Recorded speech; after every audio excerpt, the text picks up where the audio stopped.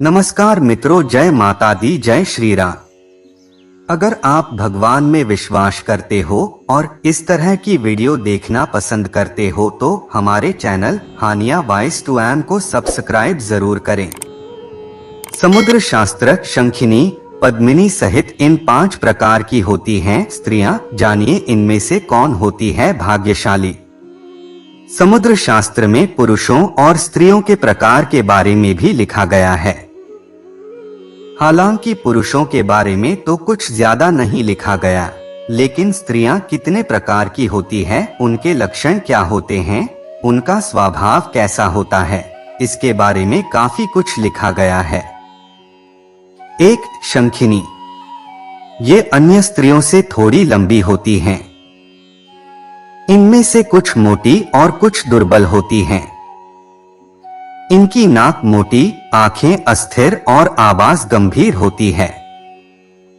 ये हमेशा अप्रसन्न ही दिखाई देती हैं और बिना कारण ही क्रोध किया करती हैं।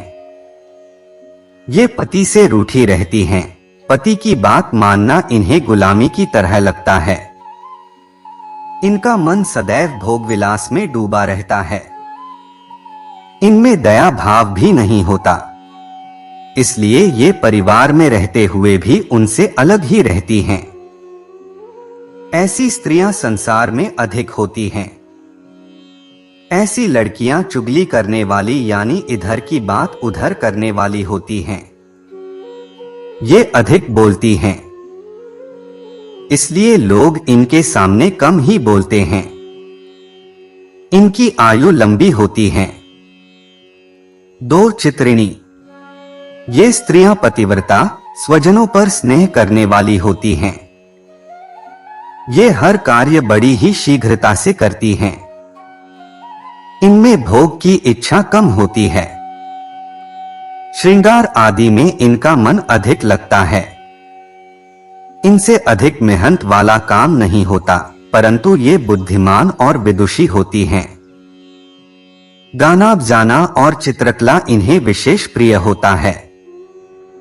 ये तीर्थ व्रत और साधु संतों की सेवा करने वाली होती हैं।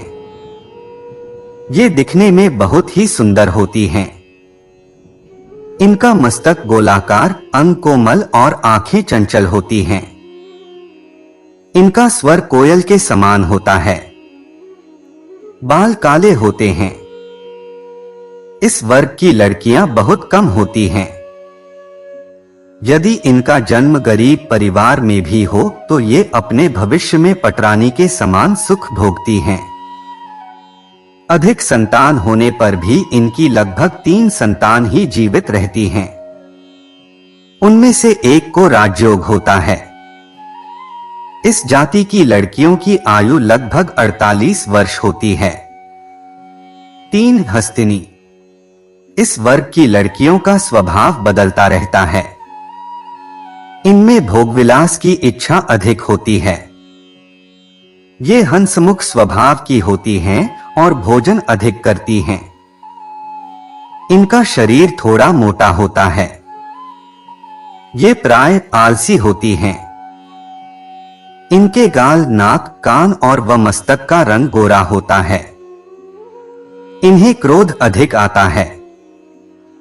कभी कभी इनका स्वभाव बहुत क्रूर हो जाता है। इनके पैरों की उंगलियां टेढ़ी मेढ़ी होती हैं। इनकी संतानों में लड़के अधिक होते हैं। ये बिना रोग के ही रोगी बनी रहती हैं। इनका पति सुंदर और गुणवान होता है। अपने झगड़ालू स्वभाव के कारण ये परिवार को क्लेश पहुंचाती हैं। इनके पति इनसे दुखी होते हैं। धार्मिक कार्यों के प्रति इनकी आस्था नहीं होती। इन्हें स्वादिष्ट भोजन पसंद होता है। इनके कई गर्भ खंडित हो जाते हैं।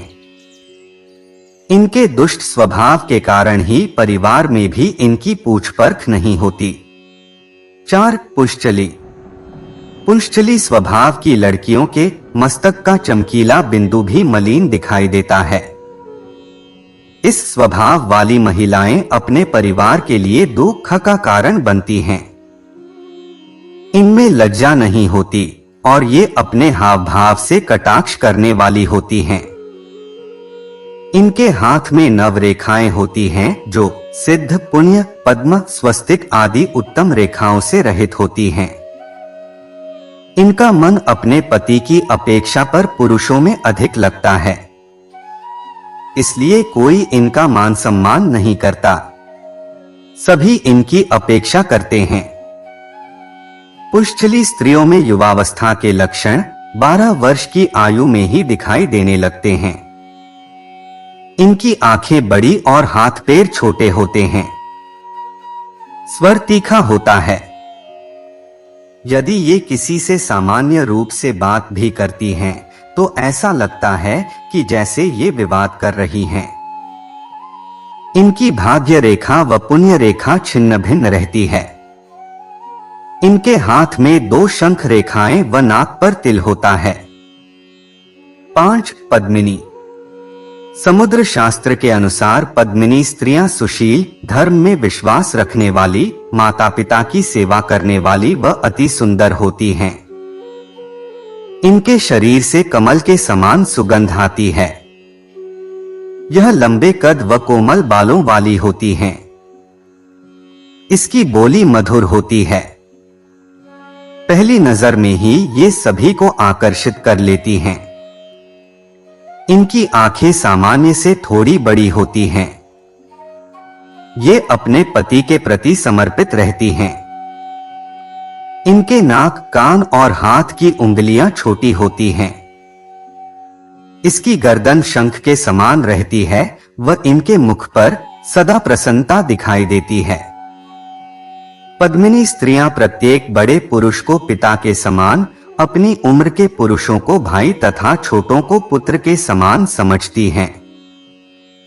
यह देवता, गंधर्व, मनुष्य सबका मन मोह लेने में सक्षम होती हैं। यह सौभाग्यवती, अल्प संतान वाली, पतिव्रताओं में श्रेष्ठ, योग्य संतान उत्पन्न करने वाली तथा आश्रितों का पालन करने वाली होती हैं।